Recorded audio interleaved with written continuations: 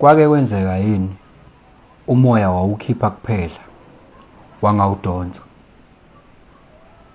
Kwake kwenzeka yini umoya wawudonsa kuphela wangawukhipha? Yabo umoya mawukhipha ukhiphela ukuwudonsa, uma uwudonsa udonsela ukuwukhipha.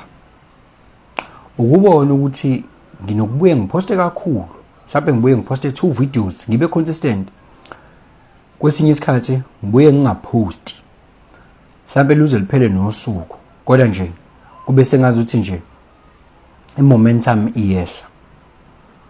So ngifuna ukukutshela ukuthini-ke njengoba ngikutshela lezi zinto. I-law of rhythm ikhona kuzona zonke izinto la emhlabeni nasempilweni yakho. Manje kunabantu abachema nokuthi kumele kuhlezi kuyilento abayifunayo bona, kungabi kona lokho okunye abangakufuni. Lokho ongakufuni kwenzeka for the reason yokuthi kuzale lokho okufunayo. Lokho okufunayo kwenzeka for the reason yokuthi kuphinde kuzaleke lokho ongakufuni. Buka nje isibonelo, ngalesi sikhathi ubingelele u-Changes Akasha othi kungenzeka noma yini noma inini noma ikanjani kunoma ubani, ngoba impilo ayisiyona lento ocabanga ukuthi iyona. Possibilities are infinite in the universe. Your own consciousness is your own limitation. Kukude lapho esisuka khona futhi kukude lapho esiya khona. Beka phansi umoya, ungatatazeli, uyabona. Khona umuntu oke aqala impilo yakhe ayiqondisa iqoqa enze izinto ngendlela e-right, right according to yena. Bese ayibone futhi relapse futhi abuyela back to lokho kade ethu yakulungisa, aphinde abuye futhi abuyele emqeni, aphinde futhi abuyele back. Leyo nto into ekhona kuzona zonke izinto la empilweni, i-rhythm leyo.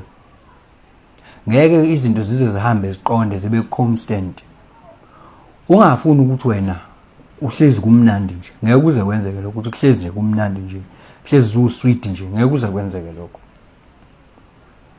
Embrace ukuthi kuzoba khona ukukhala, kube khona ukujabula. Lokho ukwazi nje, umthetho loyo, yabo. Kodwa futhi ungathi mangabe kufika isikhathi sokukhala bese upressa the wrong buttons to the extent yokuthi mase kufika isikhathi sokujabula, nalokho kujabula akusakwazi ukuthi ku-enjoyeke, akusakwazi ukuthi kube nevalue ngenxa yokuthi you pressed the wrong buttons during the time when your life wasn't in order, or when the time was the darkest time of your life. Don't press the wrong button.